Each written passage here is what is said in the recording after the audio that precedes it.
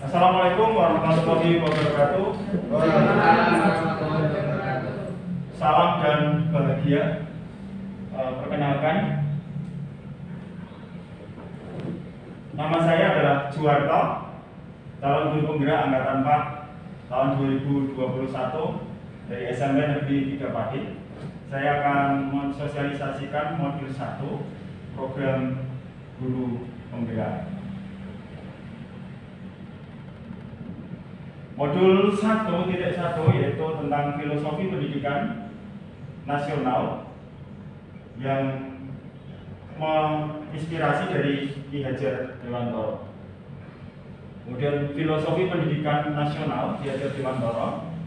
Yang pertama adalah dasar pendidikan Ki Hajar Dewantoro, yaitu menuntun.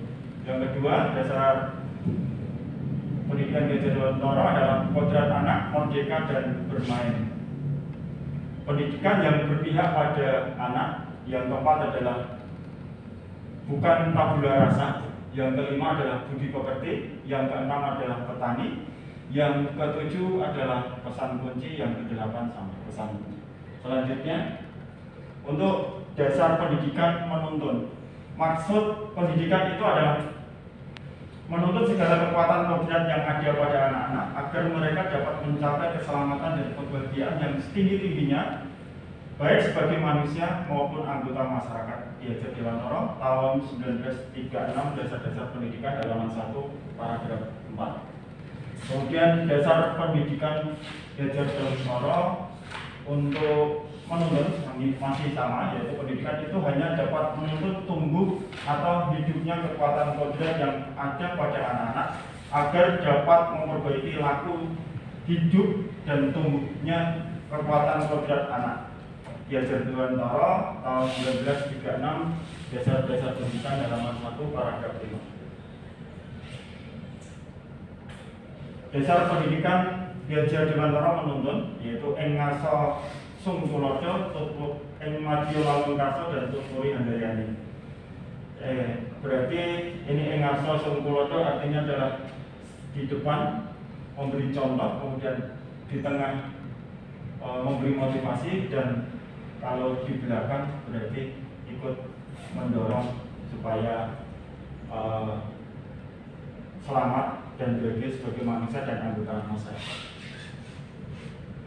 Untuk dasar pendidikan Ki Hajar Dewantoro, kodrat anak yaitu merdeka. Manusia merdeka adalah manusia yang hidupnya lahir ataupun batin tidak tergantung kepada orang lain, akan tetapi bersandar atas kekuatan sendiri.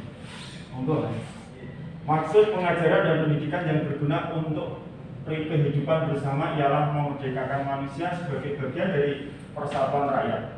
Ki Hajar Dewantoro, Pendidikan dan Pengajaran Nasional Desember 1928. Dasar pendidikan Ki Hajar Dewantoro, kodrat anak bermain. Bahwa bermain adalah salah satu kodrat anak. Yang kedua, pikiran, perasaan, kemauan, tenaga cipta, rasa karsa, karya, pekerti sudah ada pada diri anak. Permainan anak dapat menjadi bagian pembelajaran di sekolah. Kemudian pendidikan yang berpihak pada anak. Bebas dari segala ikatan dengan suci hati mendekati sang anak, bukan untuk meminta sesuatu hak, melainkan untuk berhamba pada sang anak. 1922. Asas Taman Siswa 7, yaitu Rektor Universitas Gadjah Mada yang di penganugerahan Dr. Honoris Causa kepada Ki Hajar Dewantoro di bidang ilmu kebudayaan Desember 1956. Pokok pendidikan harus terletak di dalam pengakuan ibu bapak, karena hanya dua orang inilah yang dapat berhamba pada sang anak dengan semurni-murninya dan seikhlas-ikhlasnya, sebab cinta kasih kepada anak-anaknya boleh dibilang cinta kasih tak terbatas. Karya Ki Hajar Dewantoro, Pendidikan halaman 382 buku komik. Yang keempat, dasar pendidikan Ki Hajar Dewantoro, bukan tabula rasa. Anak bukan kertas kosong yang bisa digambar sesuai keinginan orang dewasa. Anak lahir dengan kekuatan kodrat yang masih samar-samar. Tujuan pendidikan adalah menuntun, memfasilitasi, membantu anak untuk menebalkan garis samar-samar agar dapat memperbaiki lakunya untuk menjadi manusia seutuhnya. Pertanyaan bagaimana menebalkannya? Dia bisa menambahkan pertanyaan. Kemudian 5. Dasar pendidikan Ki Hajar Dewantara, budi pekerti. Budi pekerti, watak karakter adalah bersatunya perpaduan harmonis antara gerak pikiran, perasaan, kehendak atau kemauan sehingga menimbulkan tenaga semangat. Ki Hajar Dewantara 1936, dasar-dasar pendidikan, halaman 6, paragraf 3. Budi pekerti, perasaan, kehendak, dan kemauan. Pekerti adalah tenaga. Cipta, rasa, karya, pekerti, keseimbangan. Contoh pada permainan gamelan dan menenun. Yang keenam, dasar pendidikan Ki Hajar Dewantara, petani. Seorang petani dalam hakikatnya sama kewajibannya dengan seorang pendidik. Yang menanam jagung misalnya hanya dapat menuntun tumbuhnya jagung, ia tidak dapat merubah jagung menjadi padi, tapi hanya bisa memperbaiki kondisi tanah, memelihara tanaman jagung, memperbaiki pupuk dan air, membasmi ulat ataupun penyakit yang lain, sehingga bisa mengganggu tanaman itu, hingga tanaman jagung itu bisa akan tumbuh subur dan menghasilkan panen yang melimpah. Tapi tidak bisa merubah benih jagung menjadi tumbuh menjadi padi. Relevansi filosofi pendidikan Ki Hajar Dewantara, pesan suci. Maksud pendidikan itu adalah menuntun segala kekuatan kodrat yang ada pada anak-anak agar mereka dapat mencapai keselamatan dan kebahagiaan yang setinggi-tingginya baik sebagai manusia maupun anggota masyarakat. Menuntun artinya harus berkolaborasi, kritis, reflektif, komunikasi, kreatif, dan inovatif, selamat dan bahagia. Yang ke-8, refleksi filosofi pendidikan Ki Hajar Dewantara, pesan suci. 1. Guru dan murid berkolaborasi untuk menginisiasi atau menciptakan kedalaman rasa takjub dan kasmaran spiritual, intelektual, dan sosial untuk mencapai keselamatan dan kebahagiaan sebagai manusia. Yang kedua, siswa dan guru merdeka belajar yang berkolaborasi bersama menggali dan mengembangkan potensi siswa dan mengakomodasi karakteristik masing-masing untuk student well-being. Akan Putu Surjana, pengawas Dinas Pendidikan Karangasem, Bali. Catatan, kata well-being dalam bahasa Ki Hajar Dewantara selamat dan bahagia di program Gubernur Jawa Barat Jabar Masaki Bagja. Modul 1.2 yaitu nilai dan peran guru penggerak. Guru penggerak yang pertama adalah mandiri, menggerakkan komunitas praktisi, reflektif, menjadi coach bagi guru lain, kolaboratif, mendorong kolaborasi, inovatif, mewujudkan kepemimpinan siswa, berpihak pada murid, menjadi pemimpin pembelajar. Next, profil pelajar Pancasila. Yang pertama yaitu beriman, bertakwa kepada Tuhan Yang Maha Esa dan berakhlak mulia, yaitu akhlak beragama, akhlak pribadi, akhlak kepada manusia, akhlak kepada alam, akhlak bernegara. Kemudian berkebinekaan global, mengenal dan menghargai budaya, komunikasi dan interaksi antar budaya, refleksi tanggung jawab terhadap pengalaman kebinekaan, berkeadilan sosial. Yang ketiga yaitu gotong royong, kolaborasi, kepedulian, kreatif, menghasilkan gagasan yang orisinil, menghasilkan karya tindakan yang orisinil, memiliki keluasan berpikir dalam mencapai alternatif solusi permasalahan, bernalar kritis, memperoleh dan memproses informasi dan gagasan, menganalisis dan mengevaluasi penalaran, merefleksi dan mengevaluasi pemikiran sendiri. Kemudian mandiri, pemahaman diri dan situasi regulasi sendiri, regulasi diri. Kemudian untuk dari diri sendiri, dimulai perubahan dari diri sendiri, yaitu diri, orang lain, institusi, lingkungan dan masyarakat, relasi, komunikasi, kolaborasi, dan kontribusi. Kemudian modul 1.3 yaitu visi guru penggerak. Yang pertama, Apa arti penting visi bagi Anda sebagai seorang guru? Visi menjadi pandangan kepada yang memberikan landasan kuat dan program apa yang dilaksanakan pada satuan pendidikan agar tercapai visi tersebut. Yang kedua, seperti apa yang Anda miliki sebagai guru? Menciptakan pembelajaran yang terfokus mengembangkan bakat, minat, serta kebutuhan murid sehingga murid dapat mencapai keberhasilan yang dimimpikan dengan cara mentransformasi pendidikan menjadi lebih menyenangkan dan berpusat pada pengembangan potensi siswa.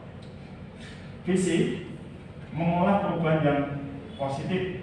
Pada awal penerapan mungkin Anda akan merasakan kejanggalan atau meragukan keberhasilannya. Namun kami mengajak Anda untuk mencobanya dan menikmatinya. Kurva belajar.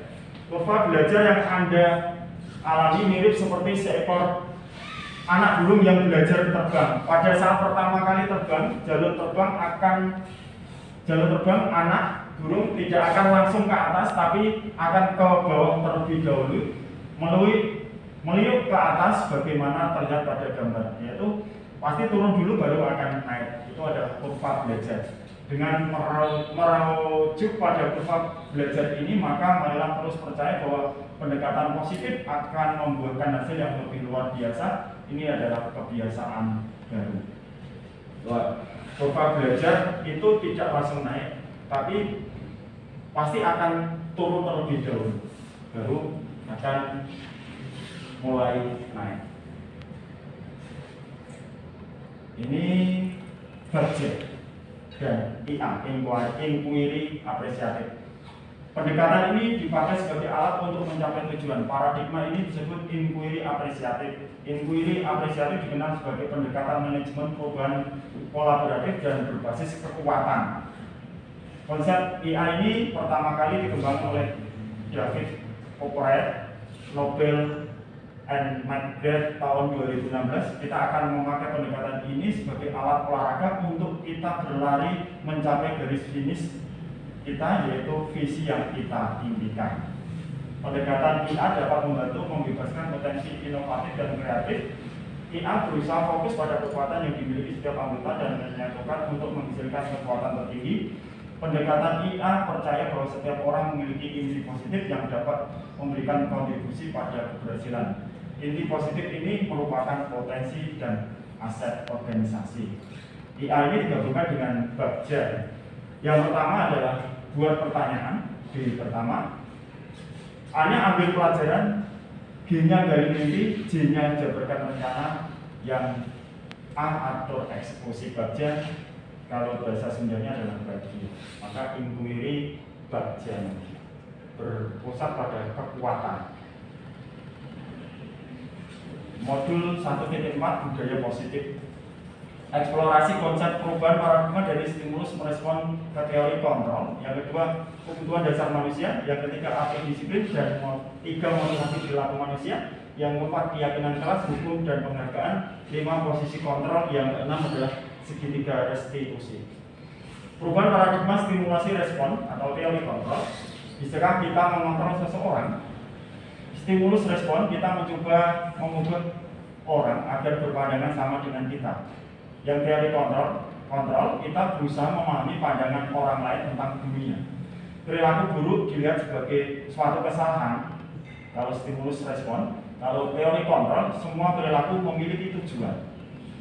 Orang lain bisa mengontrol saya. Kalau stimulus respon, teori kontrolnya hanya Anda yang bisa mengontrol diri sendiri. Stimulus respon, saya bisa mengontrol orang lain. Kalau teori kontrol, Anda tidak bisa mengontrol orang lain. Kemudian stimulus respon, pemaksaan ada pada saat bujukan gagal. Teori kontrolnya, kolaborasi dan konsensus menciptakan pilihan-pilihan baru. Stimulus respon, model berpikir menang atau kalah. Teori kontrol, model berpikir menang. Ini adalah perbedaan. Kalau dulu memang pendidikan itu kaitannya dengan stimulus kontrol, tapi di saat era milenial ini atau adanya guru penggerak ini dirubah ke teori kontrol, bahwa kita bisa memaksakan kehendak kita pada orang lain. Itu adalah salah. Bahwa kita ini hanya bisa mengontrol diri kita. Maksudnya begitu. Kemudian kita berusaha memahami pandangan orang lain, tidak menyalahkan orang lain.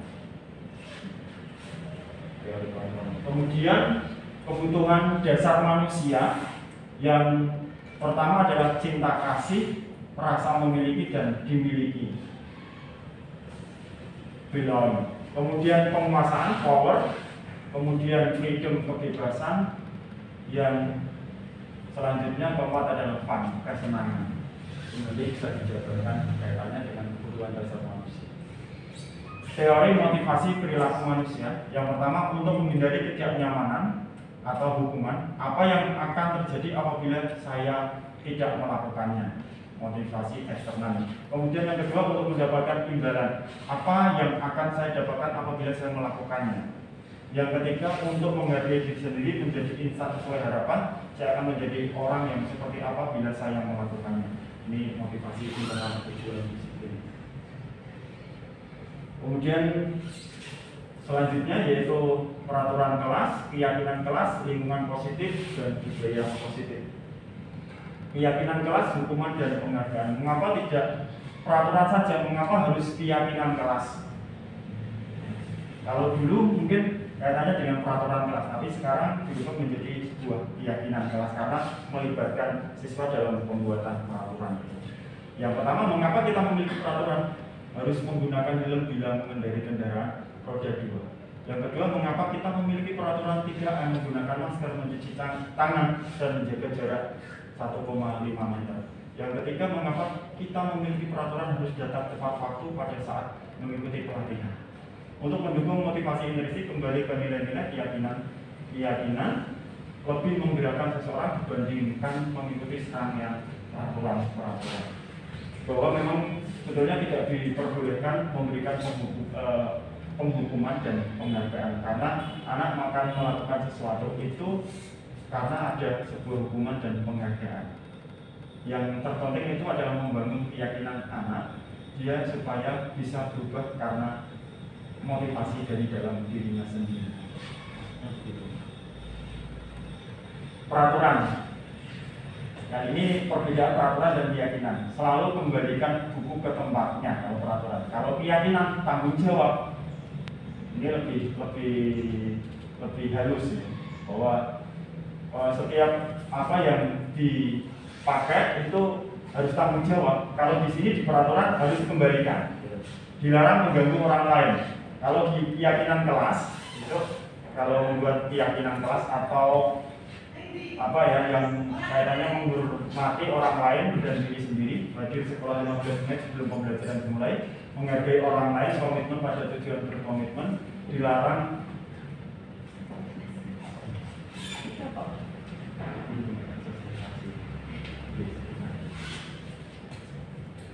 melakukan kekerasan.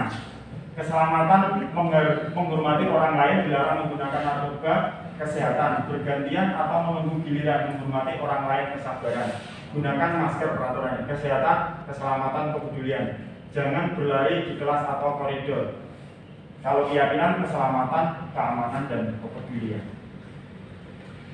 Yang selanjutnya dihukum oleh penghargaan, ini yang saya maksud tadi. Pengaruh jangka pendek dan jangka panjang. Penghargaan menghukum, penghargaan mengurangi ketepatan, penghargaan tidak efektif, penghargaan merusak hubungan.